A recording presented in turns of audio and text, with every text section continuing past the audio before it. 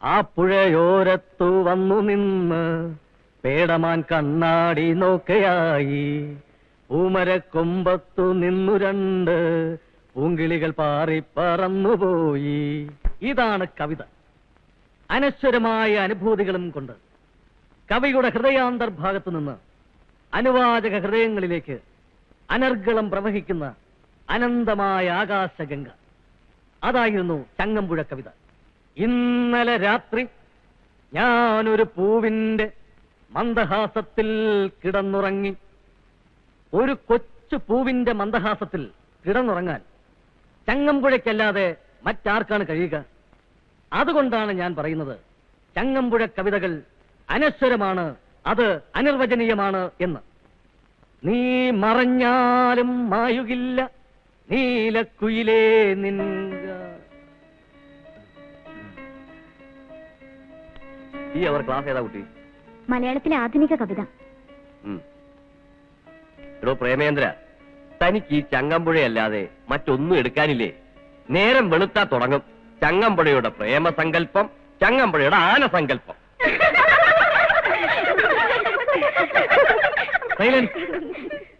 തിരുമേനി, ഈ ചങ്ങമ്പുഴയെ കുറിച്ച് എന്താ കരുതിയിരിക്കുന്നത്? ഇന്ന് അത്യന്താധുനികരെന്ന് പറഞ്ഞ് നടക്കുന്നവർ മുഴുവൻ തുടങ്ങുന്നത് ചങ്ങമ്പുഴയിൽ നിന്നാണ്. തലകുത്തി നിന്ന് എഴുതിയാലും ഒരിക്കലും ഒരു ചങ്ങമ്പുഴയാകാൻ കഴിയില്ല എന്ന് മനസ്സിലാകുമ്പോഴാണ് ഇവിടെ ആധുനികവും അത്യന്താധുനികവും ഉണ്ടാവുന്നത്. പക്ഷേ എനിക്ക് വിശ്വാസം നഷ്ടപ്പെട്ടിട്ടില്ല. ഇനിയും ചങ്ങമ്പുഴ കവിതകൾക്ക് വേണ്ട. താൻ ചങ്ങമ്പുഴയാണെന്ന് എന്നെ അങ്ങ് വിശ്വസിച്ചോളൂ. പക്ഷെ ഇവിടെ വേണ്ട, മനസ്സിലായില്ലേ?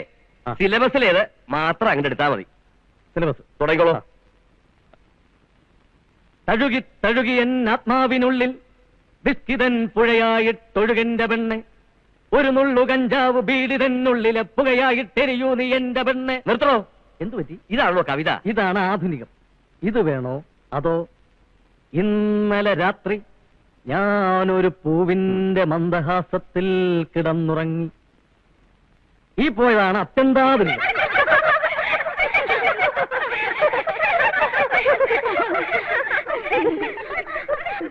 നല്ല രസമുള്ള ക്ലാസ് ആയിരുന്നു അല്ലേ? ഒട്ടും പ്രതീക്ഷിച്ചില്ല. നീ എന്താ ഇവിടെ?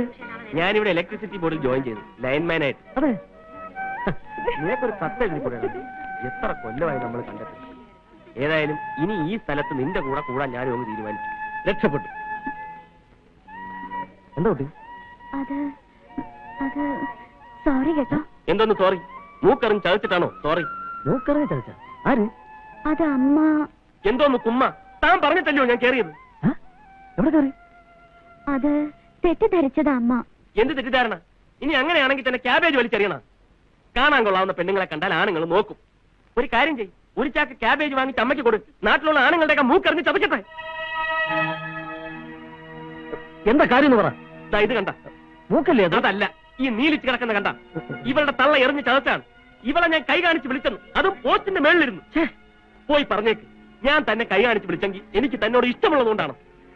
ഇടോ, തന്റെ മുഖത്ത് നോക്കി ഐ ലവ് യു എന്ന് പറയണമെന്നുണ്ടെങ്കിൽ ഐ ലവ് യു എന്ന് പറയാൻ എനിക്ക് ചങ്കൂറ്റമുണ്ട്. അതിനാരുടെ ഓച്ചാരം ഒന്നും വേണ്ട. ശിവ, വേണ്ടി വന്നാൽ കല്യാണം കഴിക്കുമെന്ന് പറഞ്ഞാല് പറ. ശിവ, നീ എന്ത് വിചാരിച്ചാ? ഇതൊരു സ്ഥാപനമല്ലേ? ബോറായോ? ഇല്ല, മനോഹരമായി. കുറച്ച് ഓവറായോ എന്നൊരു ഡൗട്ട്. ആക്ച്വലി നീ കൈ കാണിച്ച് വിളിച്ച പോട്ടെ പാർവതി, ഇനി വിഷമിച്ചിട്ട് എന്താ കാര്യം? ഇങ്ങനത്തെ മനുഷ്യരുണ്ടോ? സംസ്കാരമില്ലാത്തവൻ അത്രയൊക്കെ ഉണ്ടാവും. സോറി പറയാൻ പോയതാ തെറ്റായത്. എന്തൊക്കെയാണ് പറഞ്ഞത്? വേണ്ടി വന്ന എന്നെ കല്യാണം കഴിക്കും പോലും. ഇന്ന് വരട്ടെ കേട്ടെ. ഒന്നും പറയാനൊക്കില്ല. ഇങ്ങനെയൊക്കെ തുടങ്ങുന്നതാ അവസാനം പ്രേമത്തിലും വിവാഹത്തിലും ഒക്കെ എത്തുന്നത്. ലേതിക്കൊന്നും മിണ്ടാതെ വരുന്നുണ്ടോ? പ്രേമവും കല്യാണവും ഈ മരമോന്തനോടോ? മരമോന്തയൊന്നും അല്ല. അയാളുടെ മുഖം നല്ലതാ. ഇപ്പൊ അല്പം ചതഞ്ഞു കാണും, ഏറ് കൊണ്ടിട്ട്. അത്രേ ഉള്ളൂ. എന്നെ കൊണ്ടൊന്നും പറയിപ്പിക്കണ്ട കേട്ടോ. ഒന്നും പറയണമെന്നില്ല. എന്തായാലും നമ്മുടെ അമ്മയുടെ ഏറെത്തിരി കൂടുന്നുണ്ട്. വല്ല ഒളിമ്പിക്സിൽ അയച്ചാലോ? എങ്കിൽ ഒന്നാം സമ്മാനം ഷുവർ.